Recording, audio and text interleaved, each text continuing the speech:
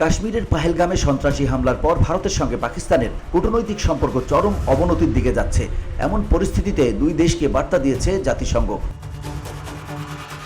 শুক্রবার পাকিস্তানের সংবাদ মাধ্যম জিও টিভির এক প্রতিবেদনে এ তথ্য জানানো হয়েছে।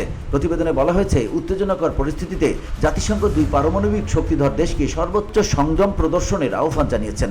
জাতিসংঘের মুখপাত্র স্টিফেন ডুজারিক নিউ ইয়র্কে সাংবাদিকদের বলেন, আমরা উভয় সরকারের প্রতি আহ্বান জানাচ্ছি যেন তারা সর্বোচ্চ সংযম প্রদর্শন করে এবং পরিস্থিতির অবনতি যেন আর না ঘটে তা নিশ্চিত করে।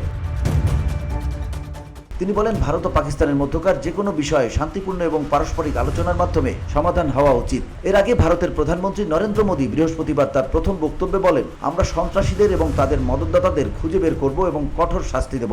কাশ্মীরের পাহেলগামে গত মঙ্গলবারের হামলায় 26 জন বেসামরিক লোক নিহত হন। এই হামলাকে গত 25 বছরের সবচেয়ে ভয়াবহ হামলা হিসেবে উল্লেখ করা হয়েছে।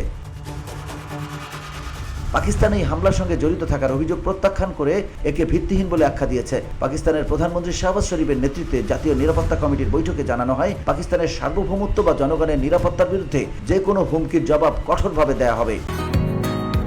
বসুন্ধরা, উত্তরা, বনশ্রী, কুড়িল ও বাড্ডা সহ রাজধানীর বিভিন্ন স্থানে অভিজাত ও অত্যাধুনিক মানের ফ্ল্যাট কেনার এক নির্ভরযোগ্য প্রতিষ্ঠান প্লেজেন্ট প্রপার্টিজ লিমিটেড।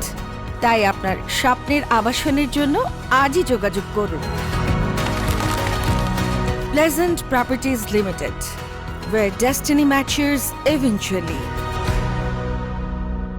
এই ঘটনার জেরে ভারত সিন্ধু পানি বন্টন চুক্তি স্থগিত করেছে, সীমান্ত বন্ধ করে দিয়েছে এবং পাকিস্তানের নাগরিকদের ভিসা বাতিল করেছে। জবাবে পাকিস্তান ভারতীয় কূটনৈতিক ও সামরিক উপদেষ্টাদের বহিষ্কার করেছে এবং ভারতের নাগরিকদের ভিসা বাতিল করেছে। শুধু শিখ তীর্থযাত্রীদের ছাড় দেওয়া হয়েছে।